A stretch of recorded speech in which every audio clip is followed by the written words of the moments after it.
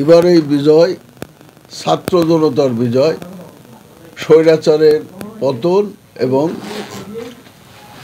জনতার বিজয়। এই বিজয়ের এবং বিগত দিনের যে বিজয়, তার ভিতরে মৌলিক পার্থক্য হলো বিগত দিনের সমস্ত এরশাদ বিরোধী আন্দোলন, স্বাধীনতা যুদ্ধ সব কিছু হয়েছে রাজনৈতিক দলের নেতৃত্বে, কিন্তু এইবার এই স্বৈরাচারী শেখ হাসিনার পতন হয়েছে ছাত্র জনতার নেতৃত্বে যে অনুষ্ঠিত গঠিত আন্দোলনে।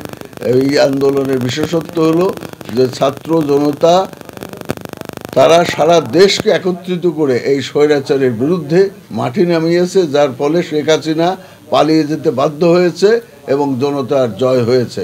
আমরা চাইব যে জনতার এই বিজয়ে শেখ হাসিনা সরকার যে সমস্ত দুর্নীতি অপকর্ম করেছে, লুটপাট করেছে, এদেশের টাকা বিদেশে পাঠিয়েছে, এই বর্তমান এই ছাত্র জনতার আন্দোলনের ফসল এই তত্ত্বাবধায়ক সরকারের নেতৃত্বে এই যে সংস্কার হচ্ছে, এই সংস্কারে সমস্ত জঞ্জাল অপসারিত হয়ে রাষ্ট্র মেরামত হবে এবং আগামী দিনের রাষ্ট্র প্রশাসন হবে জনতার রাষ্ট্র, জনতার প্রশাসন।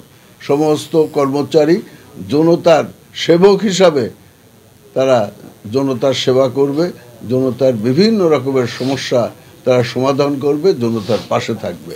আগামী 16ই ডিসেম্বর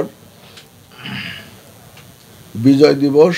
আমি এই বিজয় দিবসে কুকসাবাসীকে আগাম শুভেচ্ছা জানাচ্ছি। এবারে ছাত্র জনতার আন্দোলনের বিজয়ের মধ্য দিয়ে, স্বৈরাচার পতনের মধ্য দিয়ে জনতা একটি সুন্দর, স্বাভাবিক এবং মুক্ত পরিবেশ ফিরিয়ে পেয়েছে।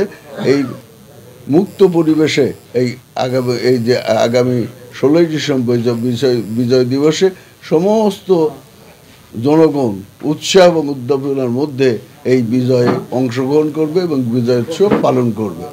এবারকে এই আগামী 16ই ডিসেম্বরে এই মুক্ত পরিবেশে বিজয় উৎসবে সবাই বিজয় আনন্দে উদ্বেলিত হওয়ার এবং এই বিভিন্ন অনুষ্ঠানে অংশগ্রহণ করবার আহ্বান।